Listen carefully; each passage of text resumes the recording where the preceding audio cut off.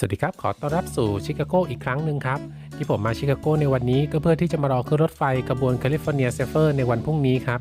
ซึ่งจริงๆแล้วผมก็เคยพาทุกคนมาเที่ยวชิคาโกไปรอบหนึ่งแล้วเมื่อประมาณต้นปี 2024 ที่ผ่านมาก็สามารถไปดูคลิปเก่าได้ใน description ที่อยู่ด้านล่างของวิดีโอนี้ครับซึ่งเช้าวันนี้ผมก็เพิ่งมาถึงสหรัฐอเมริกาที่สนามบินชิคาโกโอแฮร์จากเอพิโซดที่แล้วครับโดยวันนี้ผมก็จะมีเวลาเที่ยวที่ชิคาโกเพียงครึ่งวันครับผมก็จะพาทุกคนไปเที่ยวพิพิธภัณฑ์วิทยาศาสตร์และอุตสาหกรรม Griffin Museum ครับซึ่งไฮไลท์ของที่นี่ก็คือเรือดำน้ำยูโบ๊ทรวมถึงรถไฟเครื่องบินและการจัดแสดงด้านวิทยาศาสตร์ต่างๆแล้วก็จะพาไปเที่ยวมิลเลนเนียมพาร์คอีกนิดนึงด้วยครับไปกันเลยครับ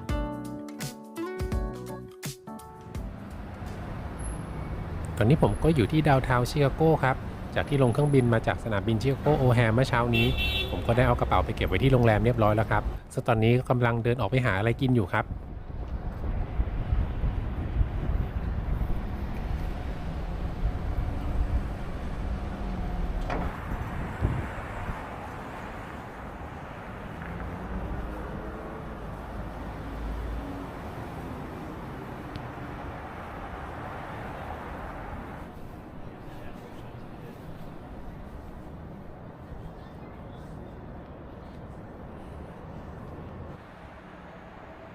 วันนี้ท้องฟ้าสดใสครับแดดก็ค่อนข้างแรงแต่จริงๆแล้วอากาศตอนนี้หนาวมากครับอุณหภูมิอยู่ที่ประมาณ-6 องศาเซลเซียสครับ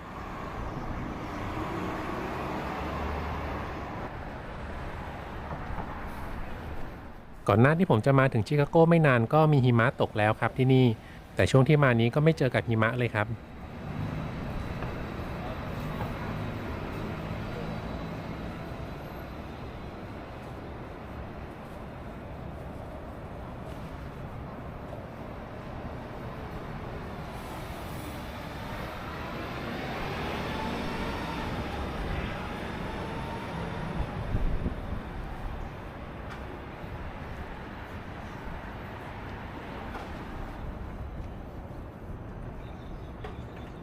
ร้านฟาสต์ฟู้ดโปรดของผมเวลาที่มาอเมริกาผมก็ชอบมากินที่ Panda Express ครับผมเชื่อว่าหลายคนคงอยากจะรู้นะครับว่าราคาอาหารที่อเมริกามื้อนึงเนี่ยมันราคาเท่าไหร่ก็เลยพามากินร้านที่คล้ายๆกับข้าวแกงครับซึ่งถ้าเป็นข้าวราดกับ1อย่างก็จะอยู่ที่9เหรียญครับถ้าราดกับ2อย่างก็อยู่ที่ 10.5 เหรียญกับ3อย่างก็12เหรียญครับซึ่งราคานี้ก็ยังไม่รวมภาษีนะครับตอนที่สั่งอาหารผมก็แจ้งกับพนักงานแล้วนะครับว่าจะทานที่ร้านแต่ก็ยังใส่ถุงพลาสติกมาให้ครับผมก็เข้าใจว่าที่รัฐอิลลินอยส์ก็มีการแบนถุงพลาสติกแบบ Single Use ไปแล้วนะครับแต่ก็อาจจะยังไม่ได้บังคับใช้เท่าไหร่ครับทานข้าวเสร็จแล้วก็เดินไปเที่ยวต่อกันเลยครับ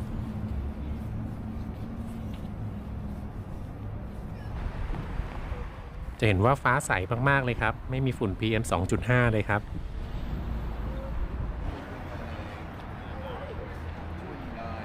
อันนึงที่สังเกตมาตั้งแต่คราวที่แล้วครับก็คือ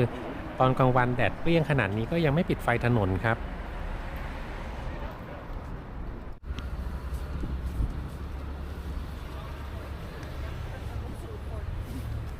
เดี๋ยวผมจะขึ้นรถไฟเมทราอิเล็กทริกจากสถานีมิลเลนเนียมสเตชันเพื่อไปพิพิธภัณฑ์กริฟฟินมิวเซียมครับ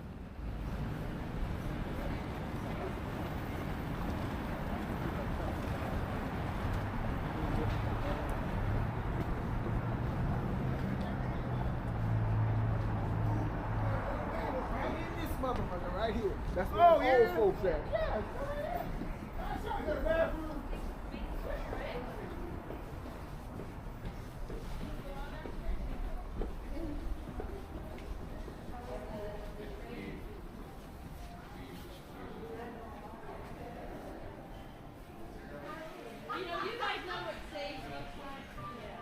เดินลงมาที่สถานี Millennium Station แล้วครับ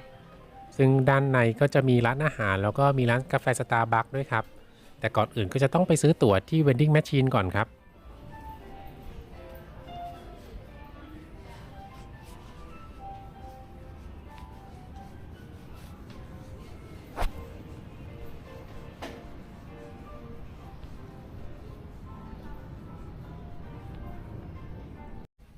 ตอนนี้ก็ได้เวลารถไฟออกพอดีครับก็เดี๋ยวเดินลงไปที่ชั้นชันชาลาเลย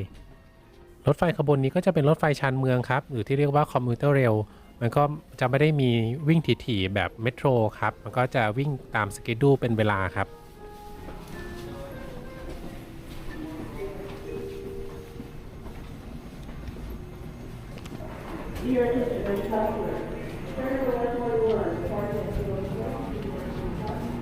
เข้ามาในขบวนรถแล้วก็ไปหาที่นั่งได้เลยครับมันก็จะมีชั้นล่างกับชั้นลอยครับก็สามารถเลือกนั่งได้ตามสบายเลยครับสำหรับตั๋วที่ซื้อมาผมก็ซื้อเป็นแบบ1วันไปเลยครับเพราะว่าไปกลับ2เที่ยวมันราคาเท่ากันครับเราก็จะต้องเตรียมเอาไว้ให้เจ้าหน้าที่ตรวจด้วยนะครับถ้ามองขึ้นไปชั้นบนมันก็จะเป็นชั้นลอยแบบนี้ครับ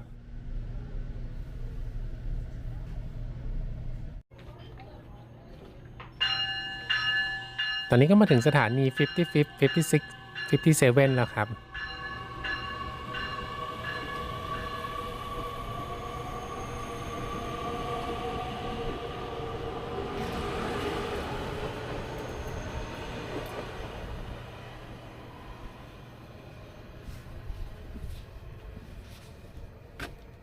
ที่สถานีนี้มันชื่อ55 56 57ก็เพราะว่าสถานีนี้มันอยู่ใกล้กับถนน55 56 57ครับ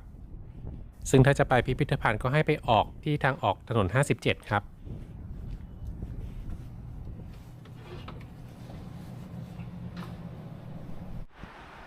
พอออกมาแล้วก็เลี้ยวซ้ายเดินตามป้ายไปพิพิธภัณฑ์เลยครับ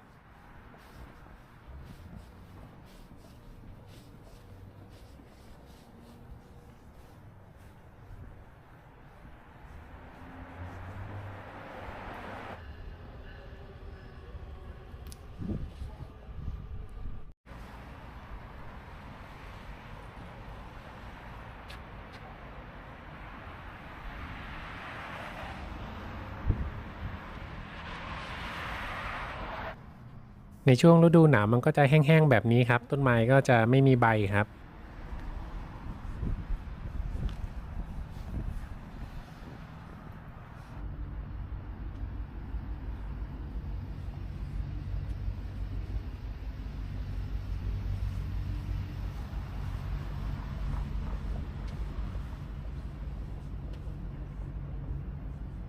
ตอนนี้ก็เดินมาถึงทางเข้าแล้วครับแต่เดี๋ยวจะพาไปดูอาคารพิพิธภัณฑ์ก่อนครับ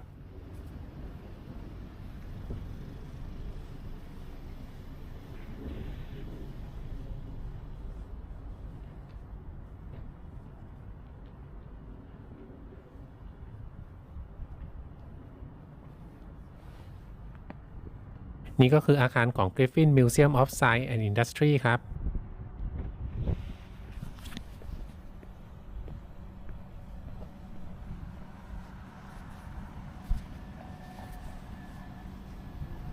เดี๋ยวเดินเข้าไปด้านในกันเลยครับก่อนอื่นเลยก็ต้องมาซื้อตั๋วก่อนครับซึ่งค่าเข้าชมพิพิธภัณฑ์ก็อยู่ที่ 25.95 US ดอลลาร์ครับ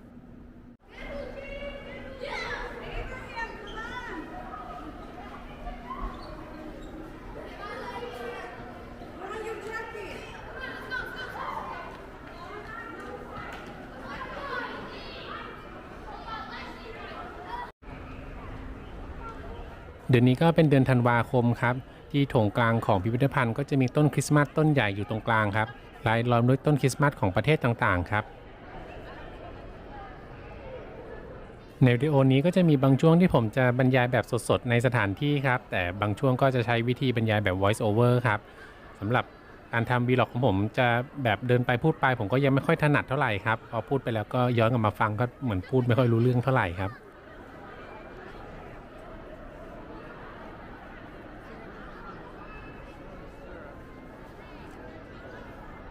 สวัสดีครับขอต้อนรับสู่ Griffin Museum of Science and Industry ครับอาจจะเสียงดังนิดนึงนะครับเพราะว่าวันนี้มีเด็กมาทัศนศึกษาเยอะเลยครับเดี๋ยวเรามาเริ่มกันตั้งแต่ชั้น1นะครับเดี๋ยวจะพาไปดู U-boat กันครับนี่ครับ U505 Submarine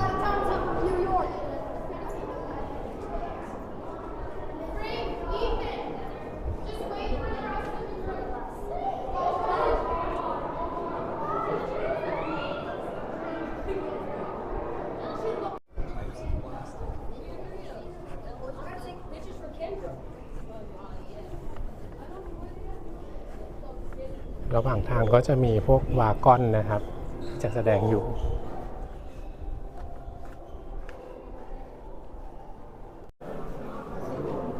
นี่ครับทางลงไปที่ U505 Submarine ครับ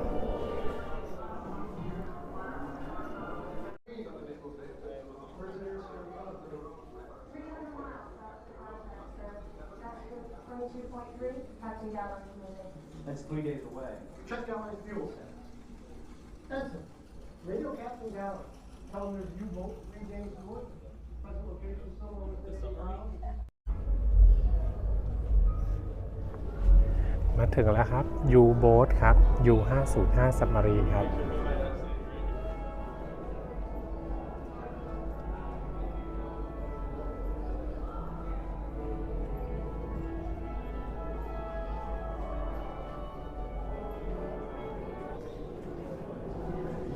ซึ่ง U-boat ก็เป็นเรือดำน้ำของเยอรมนีครับซึ่งลำนี้ U505 ก็เป็นเรือ U-boat ที่อเมริกาแคปเจอร์นะครับหรือว่าจับมาได้นะครับ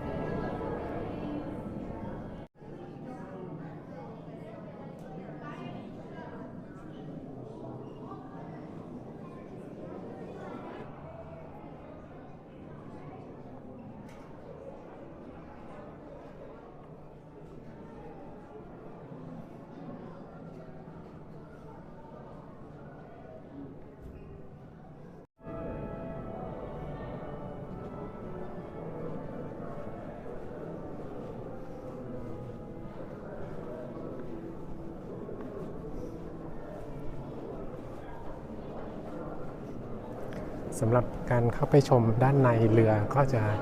ต้องเสียเงินเพิ่มนะครับจะเป็นทัวร์ที่ต้องจ่ายเพิ่มครับ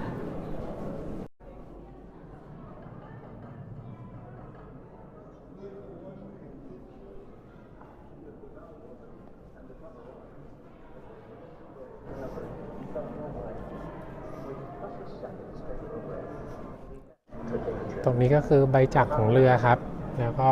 หางเสืออันนี้ก็เป็นท่อตอร์ปิโดครับที่อยู่ท้ายเรือ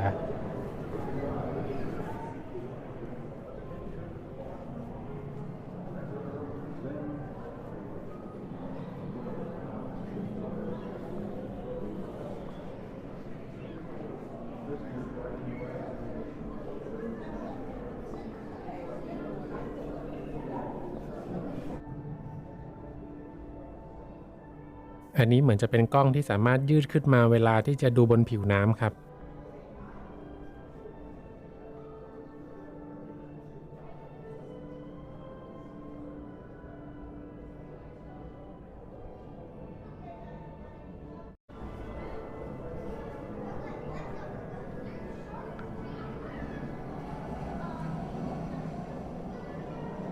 ก็เป็นลูกสูบนะครับของเรือยูโบ๊ท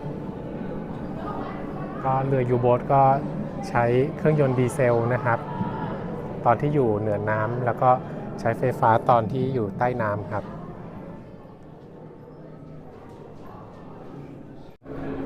ตู้นี้ก็คือตอร์ปิโดครับ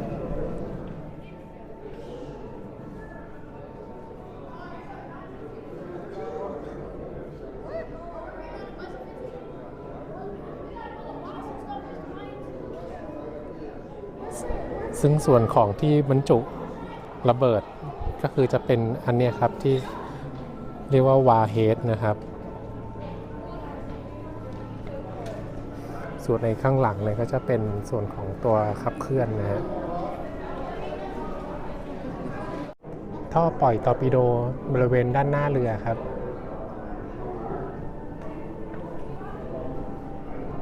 นี่เขาก็จำลอง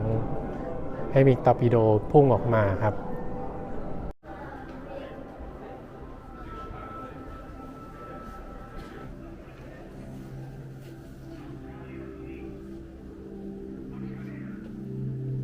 สำหรับห้องนี้ก็เป็นห้องที่จัดแสดงเกี่ยวกับอวกาศครับ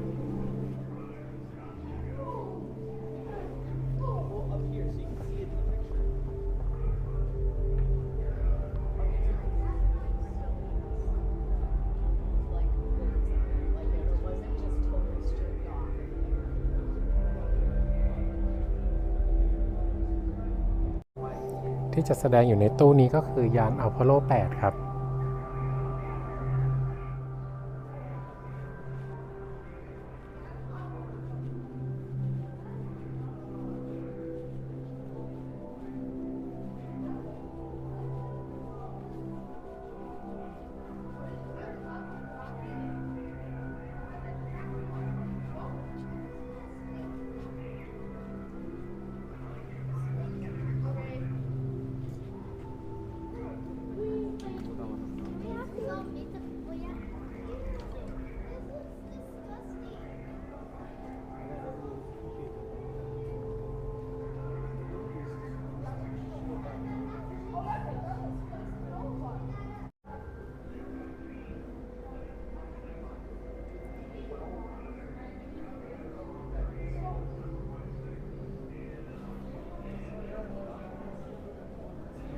อันนี้ก็ไม่แน่ใจว่าเป็นยานอะไรนะครับไม่ได้มีป้ายเขียนบอกไว้แต่เดาว่าน่าจะเป็นอันนี้ครับ Mercury Aurora 7 Mission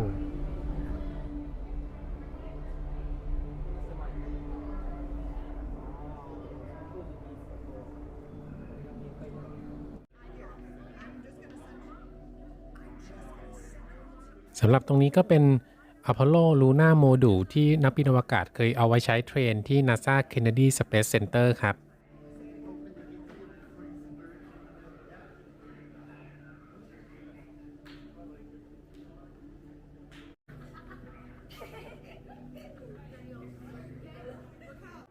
ตรงนี้เป็นชั้นเมนฟลอร์ครับ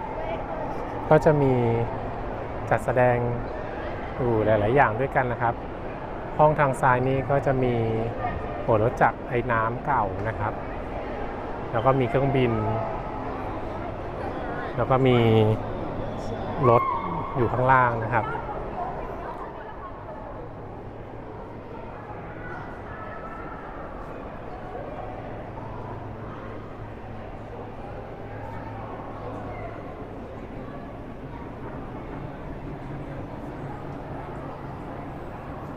โมเดลของ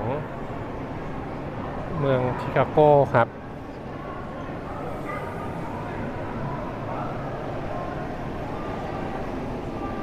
มีรถไฟจำลองด้วยนะครับ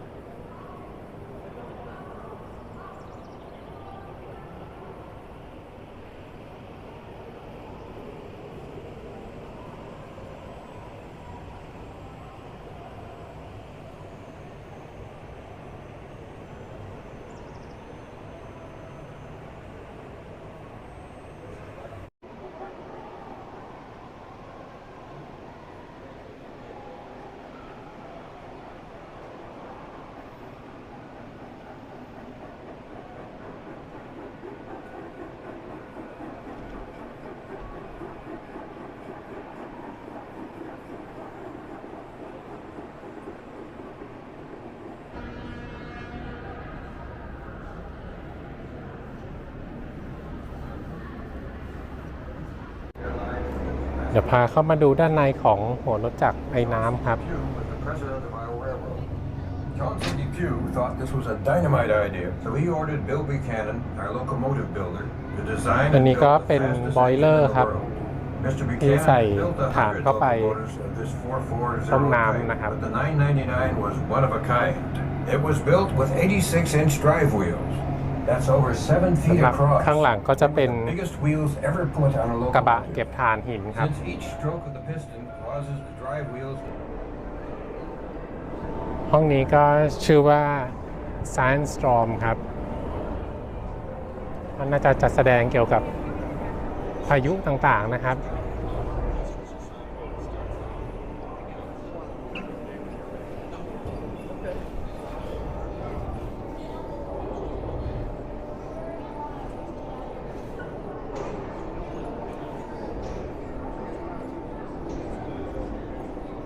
นี้เขาแสดงให้เห็นถึงไอเวลาหิมะถล่มนะครับ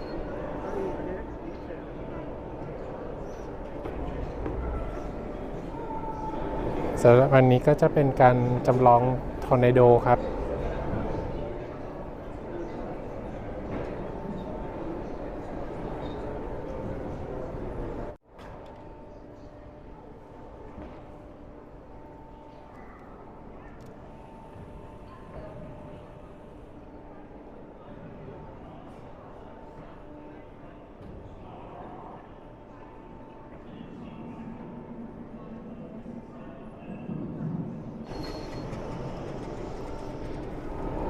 ตรงนี้ก็เป็นการจำลอง Ocean Wave ครับแล้วก็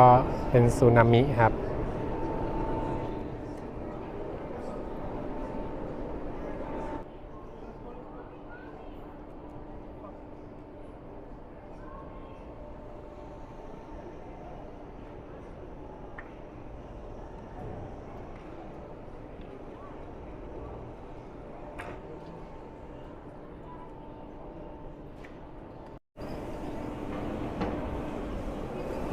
ตรงนี้ก็คือลูกตุ้มฟูโกครับ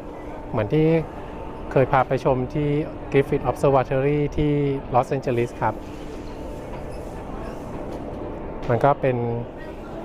อุปกรณ์ที่ใช้พิสูจน์ครับว่าโลกหมุนรอบตัวเองครับ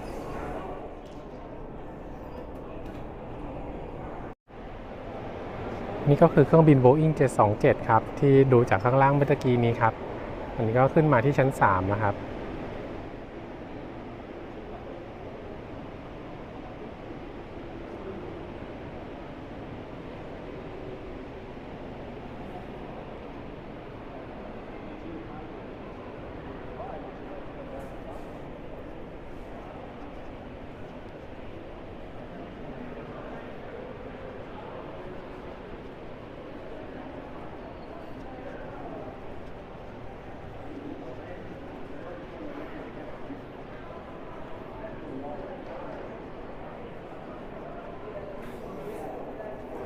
นี่ก็เป็นเครื่องยนต์ Pratt & Whitney ครับก็จะเป็นมีเครื่องยนต์ที่อยู่ข้างบนด้วยนะครับมี3เครื่องยนต์ครับ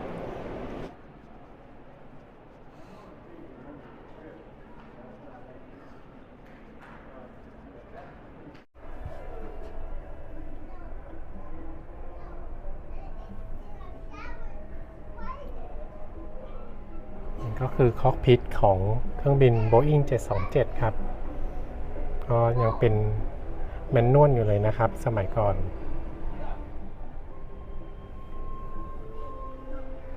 ก็เป็นเคบินครับ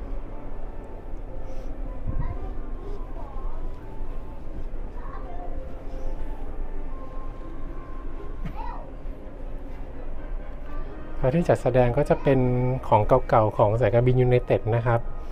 คำว่าเครื่องบินนี้ก็เป็นของยูไนเต็ดแอร์ไลน์ครับ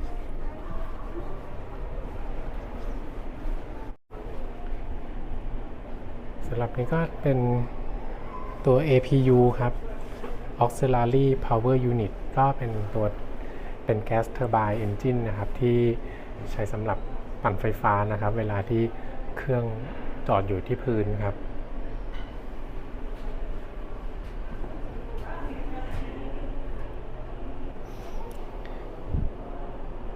ที่เขาโชว์ให้เห็นนี้ก็คือเป็นช่องเก็บสัมภาระที่อยู่ข้างใต้เครื่องนะครับแล้วก็จะโชว์เห็นถึงตัวพวกสายเคเบิลสายสลิงต่างๆนะครับที่ควบคุมระบบต่างๆของเครื่องบินครับซึ่งอันนี้มันก็อยู่ตรงท้ายเครื่องก็น่าจะควบคุมในตัว Rudder Elevator นะครับที่อยู่ทางด้านท้ายนะครับสำหรับ 727 เนี่ยมันก็จะมีช่องประตูฉุกเฉินนะครับที่อยู่ทางด้านท้ายเครื่องจะเป็นเครื่องแอร์สแตร์นะครับที่มันเปิดจากท้ายเครื่องลงไปข้างล่างได้นะครับอันนี้ก็คือ Center Engine S Duct นะครับก็คือเป็นปล่องเป็นรูปทรงตัว S นะครับที่รับอากาศนะครับจากป ป่องด้านบนนะครับลงไปที่เครื่องยนต์ที่อยู่ที่ท้ายเครื่องครับ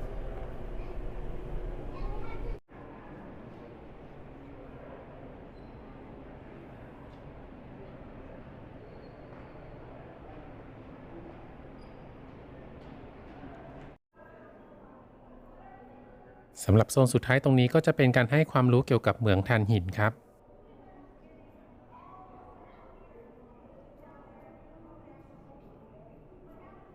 เดี๋ยวพาไปเข้าห้องน้ำกันครับสำหรับใครที่ไม่ได้อยู่อเมริกาหรือว่ามาอเมริกาครั้งแรกก็คงแปลกใจกับห้องน้ำตามสถานที่ต่างๆครับก็เพราะว่ามันจะมีแกลบหรือช่องว่างขอบประตูที่ค่อนข้างห่างที่เราสามารถมองออกไปข้างนอกหรือคนข้างนอกก็สามารถมองเข้ามาข้างในรวมถึงช่องว่างใต้ประตูที่สูงกว่าที่เราคุ้นเคยที่ประเทศไทยครับ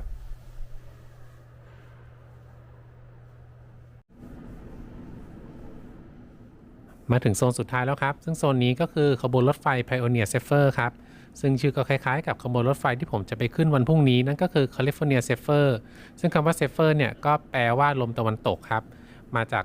ชื่อของเทพ Zephyrus เทพแห่งลมตะวันตกครับ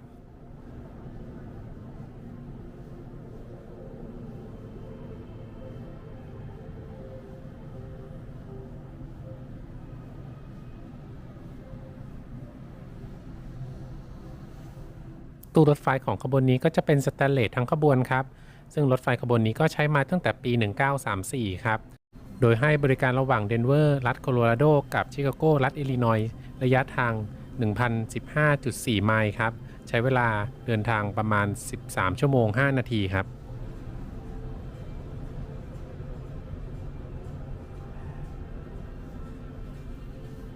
ตอนนี้ก็พาเดินชมรอบขบวนรถก่อนเดี๋ยวจะพาเข้าไปดูข้างในกันครับ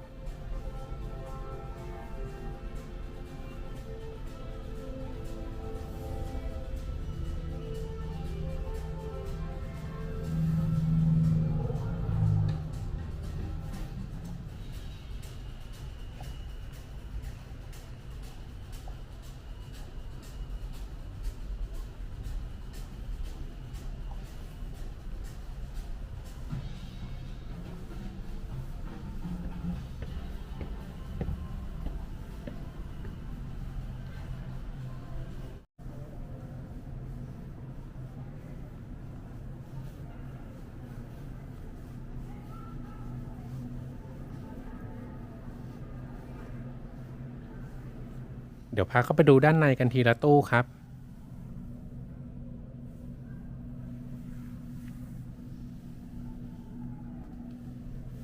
หัวรถจักรของขบวนนี้ก็เป็นแบบดีเซลไฟฟ้าครับซึ่งก็ยังใช้งานอยู่จนถึงทุกวันนี้ทั้งในสหรัฐอเมริกาและในประเทศไทยครับ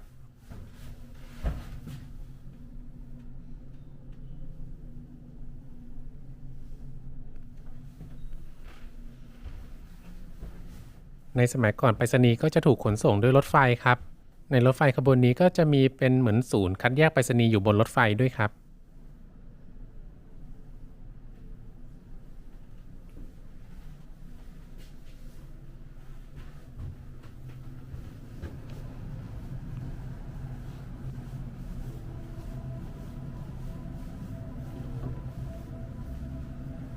ตู้ถัดมาจะเป็นตู้แพ็กเกจคาร์หรือตู้สัมภาระครับ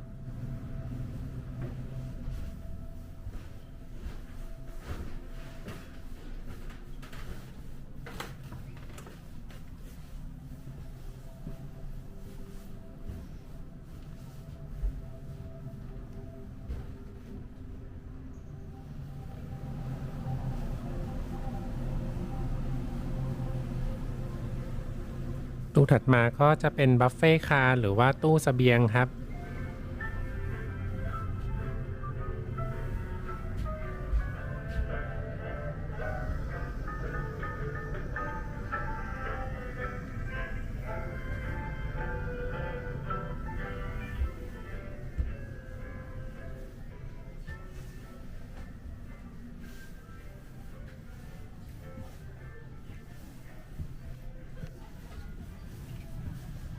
ถัดมาก็จะเป็นโซนที่นั่งครับ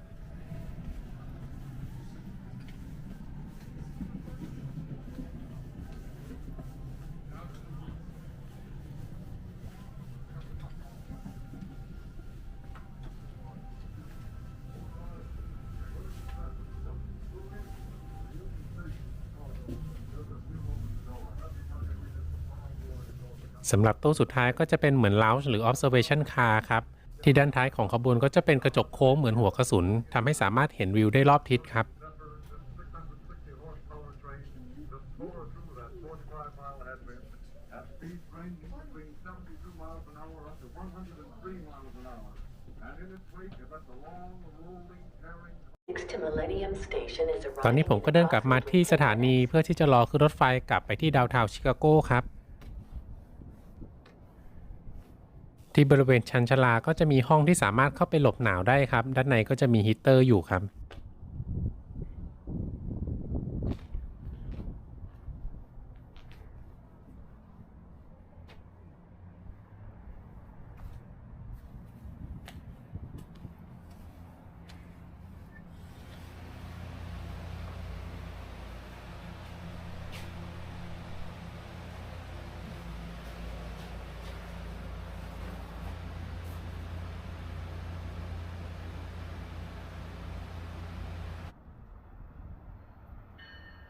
รถไฟกำลังเข้าสถานีแล้วครับ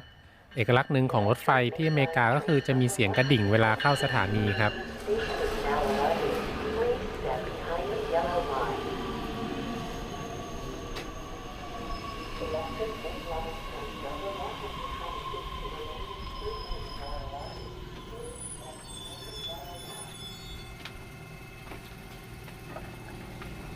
Watch your step while exiting at 55th, 56th, 57th Street. ผมซื้อตั๋วแบบ1 วันมาก็สามารถใช้ตั๋วใบเดิมในขากลับได้เลยครับ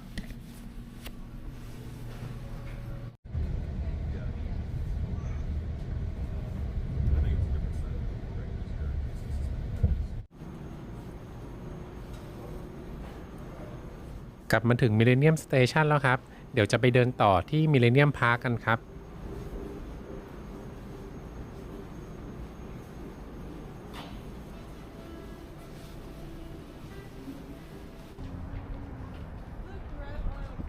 พอขึ้นมาจากสถานีก็จะเจอ Millennium Park เลยครับซึ่งช่วงนี้ก็จะมีการประดับไฟในช่วงเทศกาลคริสต์มาสซึ่งถ้าเกิดมาตอนกลางคืนก็น่าจะสวยนะครับแต่คืนนี้ผมก็ออกมาไม่ได้ครับเพราะว่าต้องทำงาน work from anywhere ตามเวลาของประเทศไทยครับ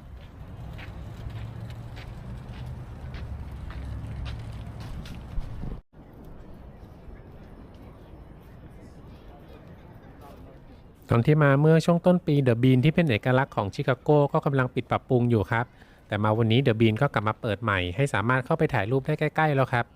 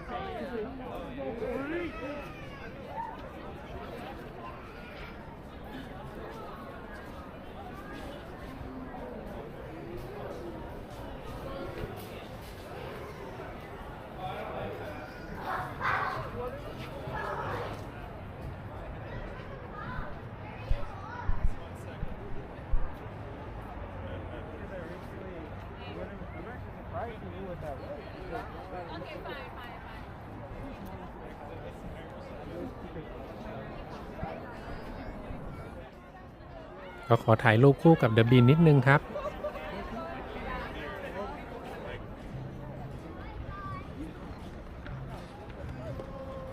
บริเวณด้านล่างก็จะมีลานสเก็ตน้ำแข็งอยู่ครับ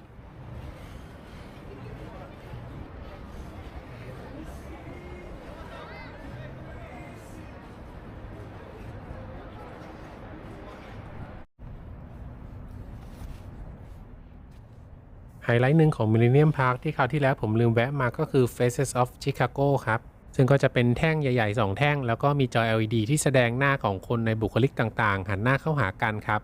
ซึ่งผมก็ไม่รู้ความหมายเหมือนกันนะครับว่าหมายถึงอะไร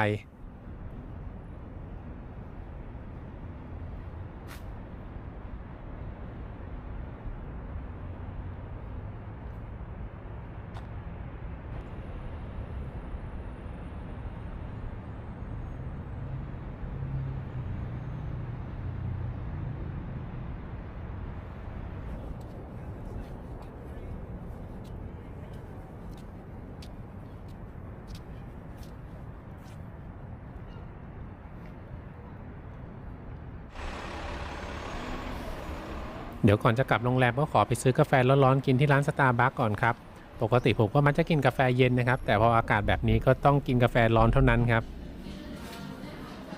สำหรับราคาของ Starbucks ที่อเมริกากับที่ไทยก็ไม่ต่างกันเท่าไหร่ครับสำหรับขั้นตอนการเสิร์ฟของที่นี่ก็อาจจะแตกต่างกับที่เมืองไทยครับหรือไม่แน่ใจว่าที่เมืองไทยมีที่ไหนที่ใช้แบบนี้หรือเปล่านะครับก็คือเขาจะเอาชื่อเราขึ้นไปบนจอว่าตอนนี้กาแฟของเราอยู่ขั้นตอนไหนแล้วพอเขาทำกาแฟเสร็จแล้วเขาก็จะเอามาวางที่เคาน์เตอร์ตรงตัวอักษรของชื่อเราครับ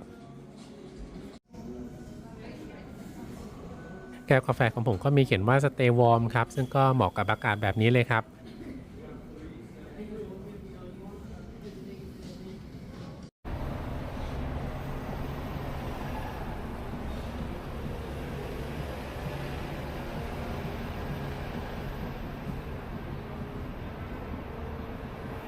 สำหรับกาแฟร้อนที่ซื้อมาก็มีประโยชน์ใช้สำหรับเดินจับให้ความอบอุ่นมือครับกำลังเดินกลับโรงแรมแล้วครับร้านที่ผมเดินผ่านชื่อว่า Windy City Diamond ซึ่ง Windy City ก็คือชื่อเล่นของชิคาโกนั่นเองครับโครงเหล็กที่เห็นด้านบนนี้ก็เป็นรางรถไฟชิคาโก L ครับ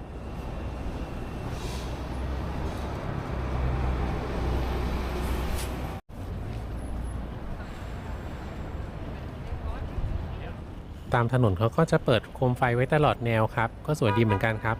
ซึ่งโคมไฟมันก็เป็นทรงกลมๆเรียบง่ายครับไม่ได้ประหลาดเหมือนโคมไฟประติมากรรมบ้านเราครับที่เอาไว้ใช้ผ่านงบประมาณแผ่นดินครับ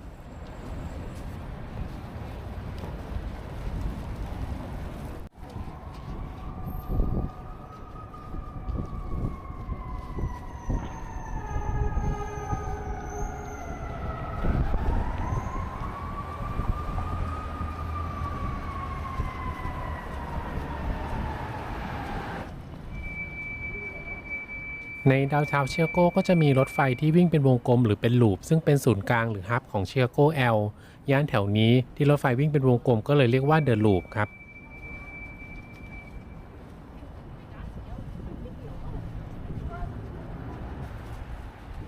ผมจะพัก1 คืนที่ชิคาโกที่โรงแรมลาควินต้าชิคาโกดาวน์ทาวน์ครับ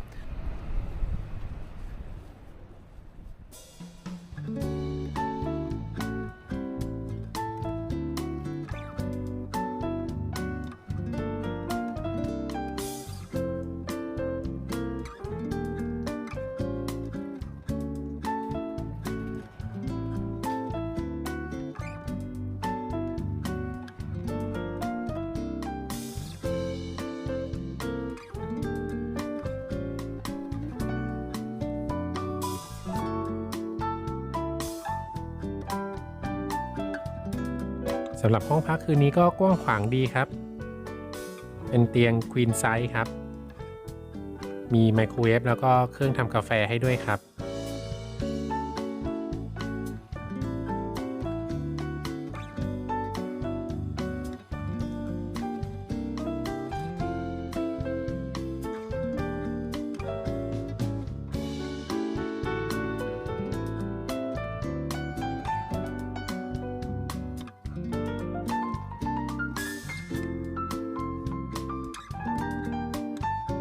สำหรับวิวด้านนอกก็เป็นตึกสำนักงานข้างๆครับ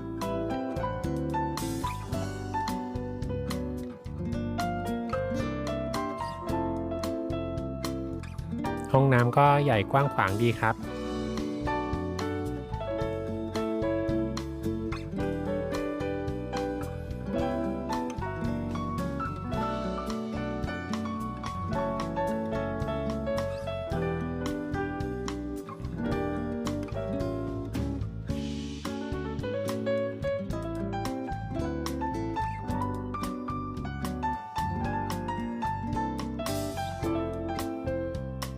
ตอนเช้าก็มีอาหารเช้าให้บริการฟรีครับ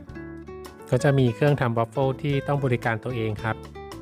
กินอาหารเช้าคู่กับวิวดาวน์ทาวน์ของชิคาโกครับก็จบการมาเที่ยวชิคาโกสั้นๆแบบ1 วันครับสำหรับใครที่ยังไม่ได้ดูคลิปที่ผมพาไปเที่ยวชิคาโกแบบเต็มๆก็สามารถดูได้จากลิงก์ที่ผมใส่ไว้ใน description ของวิดีโอนี้ครับสำหรับวันพรุ่งนี้ผมก็จะพาทุกคนไปขึ้นรถไฟขบวน California Zephyr ไปซานฟรานซิสโกครับซึ่งก็จะวิ่งผ่านวิวทิวทัศน์ที่สวยงามของเทือกเขาร็อกกี้แล้วก็เซราเนวาดายังไงก็รอติดตามตอนต่อไปสำหรับใครที่ยังไม่ได้กด subscribe ก็ฝากกดให้ด้วยนะครับ